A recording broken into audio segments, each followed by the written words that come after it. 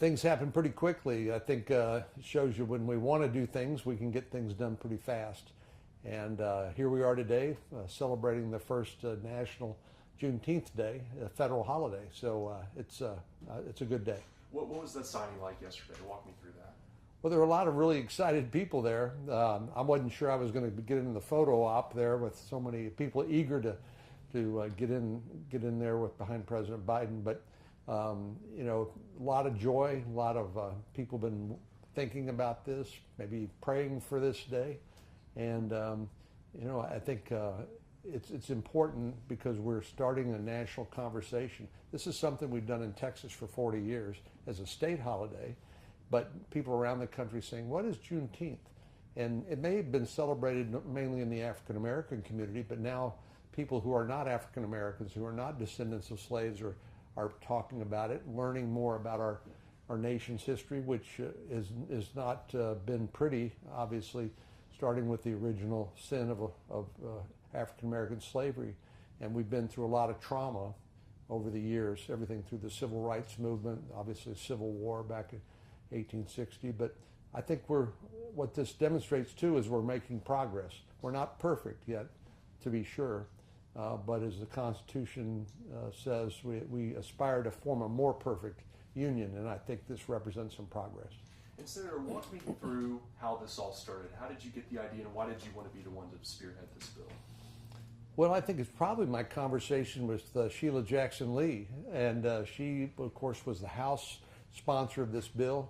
And obviously, like I said, we've been celebrating this holiday for 40 years in Texas, but particularly, I would say, in light of the events of the last year or so, with you know, the flare-ups of racial strife, the claims of that police were mistreating the communities that they were sworn to protect and defend.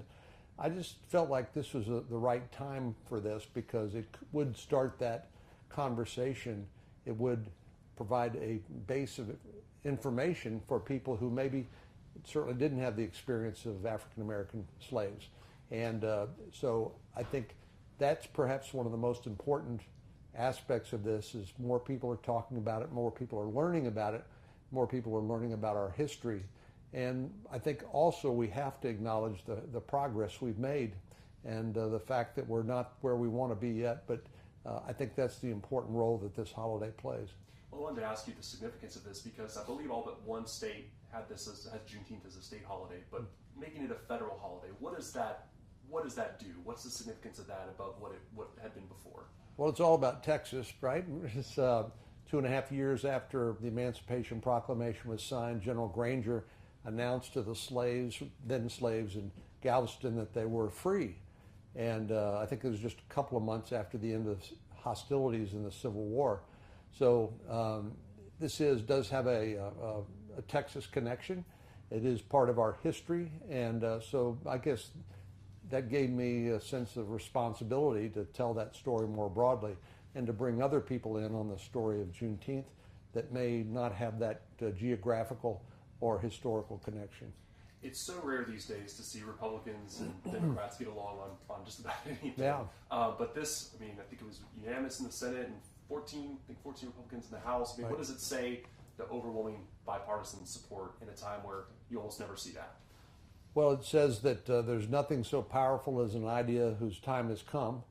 And I think many people had the same sense I had, is that we need a message of reconciliation at a time when people feel more separated than we have in a long time. And given especially the death of George Floyd, who was from Houston, in Minneapolis, to me it said, you know, we need some message of hope and reconciliation and some optimism about how far we've come. I was talking with someone today during an interview, a young African-American gentleman who was talking about your bill, and he said, quote, "It's very meaningful, but we still have a long way to go." You talk about our country's dark history. You look at, you know, systemic racism, the inequalities that still exist. What's next on that topic for you? Where do you want to focus your attention next? Well, we've done what we need to do, I believe, legislatively to mandate equal treatment, passing the 13th Amendment to the Constitution outlawing involuntary servitude. And obviously, as I said, we've been through a civil war where 600,000 Americans died. That would be the equivalent of 3 million people today. And we went through the racial strife of the 60s leading up to the civil rights era. And a lot of people made a lot of sacrifices during that period of time, not the least of which was Martin Luther King, who gave his life in that cause. And but again, the fact that we have elected as President of the United States an African American strikes me as pretty significant and indicating that opportunity is there for anybody in America. And I'm sure we still have to change some hearts and some minds, but as far as the laws of the land, I think we've come a long way, and we are in a much better place than we have been. One of the issues that's come up with a recent Texas law that was just signed was about critical race theory, and it's been mentioned in relation to one of your bills. Do you have any thoughts on that or any take on that?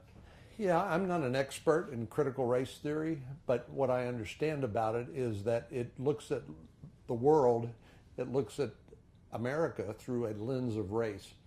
I think that's a mistake. I think what I've always believed to be the aspiration for all of us is what Martin Luther King said about his dream for his own children, and that is that they would be viewed by the content of their character rather than the color of their skin. To me, that's the aspiration I certainly have, and I thought that that was the aspiration that most Americans had. Now, there is some effort to try to teach that everything has to do with race, but I think that's a divisive message rather than a unifying and hopeful message. So that's why I'm very skeptical of teaching our children that everything needs to be viewed through a lens of race. Looking ahead to this weekend, a lot of Juneteenth celebrations around town. What are your plans? Are you going down to Galveston, or? I'll be in Galveston again for the celebration there. I expect it to be a pretty spirited celebration. A lot of people pretty excited. This has been something they've been hoping for and praying for a long time. And I think just what we can do to raise the visibility of Juneteenth, again, because of its educational function. Many people don't know about Juneteenth. They'll learn. And I think that's part of the healing process that I think will be helpful here. And hopefully, like I said, hopefully something that will unite us rather than divide us.